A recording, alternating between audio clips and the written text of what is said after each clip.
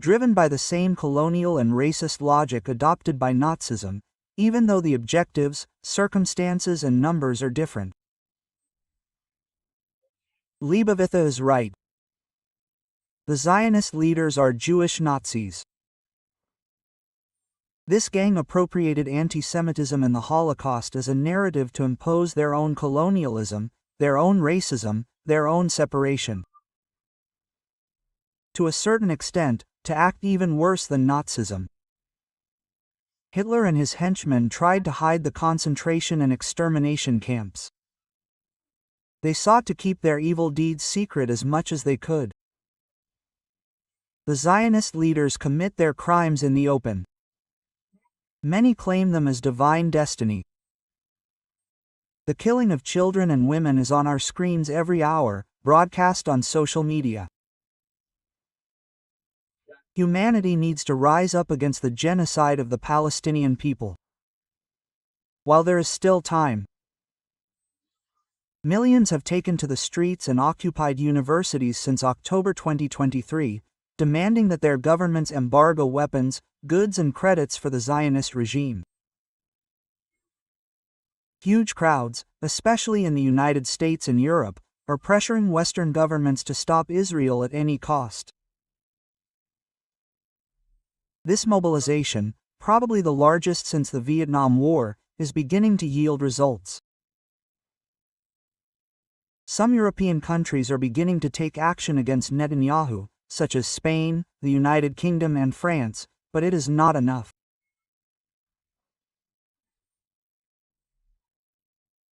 The Iron Trio of the Global South, formed by China, Russia and Brazil, let's be honest, continues to limit its attitude to public statements and diplomatic maneuvers, but preserves commercial and diplomatic relations with the genocidal state of Israel. Never has the nature of this state been so exposed as in the last 600 days. Never has solidarity with the Palestinian cause been so broad, massive and passionate. However, it is necessary to move forward with greater firmness, urgency and vigor. Both in the West and in the East, in the North and South of the planet, it is necessary to build a movement of boycott, divestment and sanctions similar to that which made South Africa, in the era of apartheid, a pariah of humanity, forcing its dismantling. We have a lot to do here in Brazil, let's be honest. The Brazilian left is indebted to the Palestinian cause. We are all indebted to the Palestinian cause. Parties and popular movements have barely been involved in the demonstrations and initiatives, which have almost always been limited to the dedication of Palestinian groups.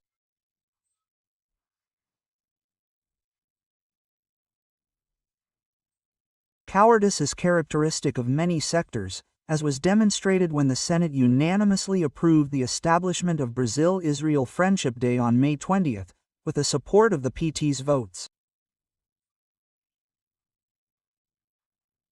What a shame, what a humiliation.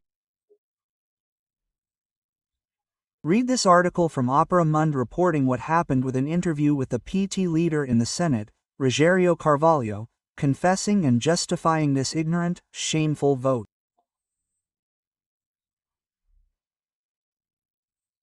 President Lula then went against the PT's vote in the Senate.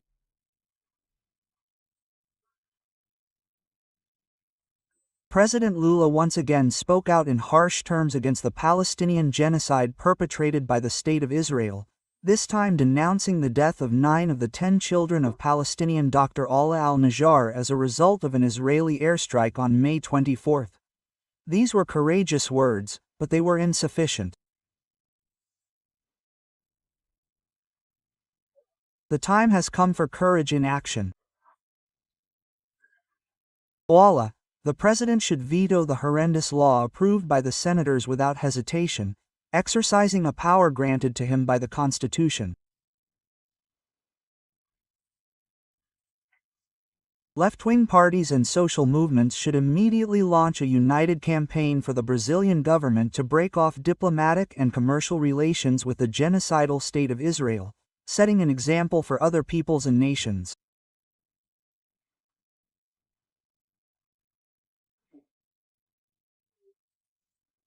Such a campaign could give President Lula domestic support to do what must be done, launching his prestigious voice in the global vanguard against the most criminal regime since the end of Nazism, demanding an immediate ceasefire in the Gaza Strip, with the exchange of prisoners and the opening of paths for the emergence of the Palestinian state.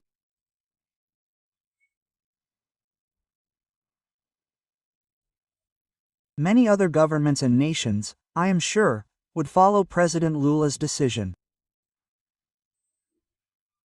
Millions of activists and protesters in the central countries of capitalism would feel invigorated, strengthened, and encouraged by President Lula's voice.